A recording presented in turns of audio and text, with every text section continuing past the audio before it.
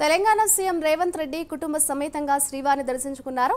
ఉదయం 8 గంటలకు VIP break దర్శనంలో రేవంత్ రెడ్డి శ్రీవారిని దర్శించుకున్నారు.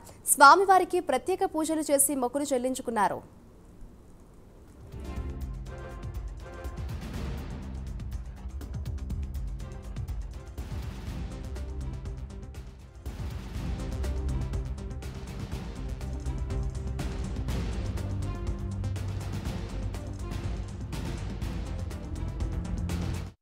ప్రభుత్వం ఏర్పడిన తర్వాత స్వామివారి దర్శనం చేసుకోవాలని ప్రయత్నం చేసిన ఎన్నికలు స్థానిక పరిపాలనలో కాస్త సమయం దొరకకపోవడం వల్ల ఈరోజు స్వామివారిని దర్శించుకున్నాం.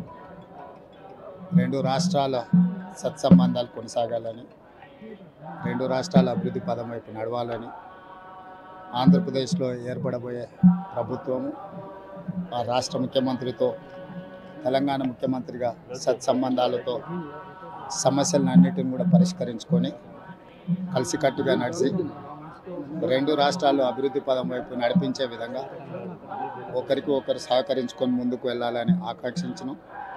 అదేవిధంగా తెలంగాణ రాష్ట్ర ప్రభుత్వం తరఫున కొండ మీద ఒక సత్రం నిర్మాణము, కళ్యాణ మండపం నిర్మించి తెలంగాణ నుంచి వచ్చే భక్తులకే కాకుండా దేశం నలుమూలల నుంచి స్వామివారిని సందర్శించుకునే భక్తులందరికీ కూడా సౌకర్యాలు కల్పించడంలో తెలంగాణ రాష్ట్ర ప్రభుత్వం కూడా భాగస్వామ్యం ఈ ఫలితాల ప్రక్రియ ముగిసిన తర్వాత తప్పకుండా తెలంగాణ రాష్ట్ర ప్రభుత్వం తరఫున సత్ర నిర్మాణానికి అవకాశం ఉంటే కళ్యాణ మండపం నిర్మించి స్వామివారి సేవ కొనసాగించాలని రాష్ట్ర ప్రభుత్వం భావిస్తుంది. తప్పకుండా తొందరలోనే ఆంధ్రప్రదేశ్ ముఖ్యమంత్రిని కలిసి విజ్ఞప్తి చేసి ఇక్కడ స్వామివారి సేవలో తెలంగాణ రాష్ట్ర ప్రభుత్వం కూడా భాగస్వామ్యం తీసుకోవాలని కోరుకుంటున్నాం. కొండ మీద రాజకీయాలు మాట్లాడకూడదు.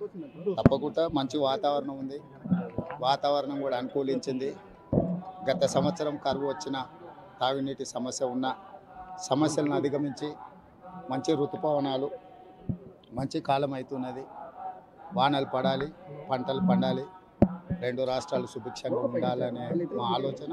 ప్రకృతి కూడా సహకరిస్తుంది. తప్పకుండా పాలకుల మనసులో ఎలాంటి స్వామివారు ఒక ఆలోచన కలిగించి తప్పకుండా ఆ ప్రాంత రైతులకు సహాయం చేసే విధంగా వానలు పడి పంటలు పండుతాయి. మా ప్రభుత్వ కార్యాచరణ కూడా ప్రధానంగా రైతాంగాన్ని ఆదుకొని దేశం యొక్క సంపదను పెంచాలనేది మా ఆలోచన. ఆ విధంగా ముందుకు సాగాలని మా ప్రభుత్వం భావిస్తుంది. తెలంగాణ రాష్ట్ర ప్రభుత్వం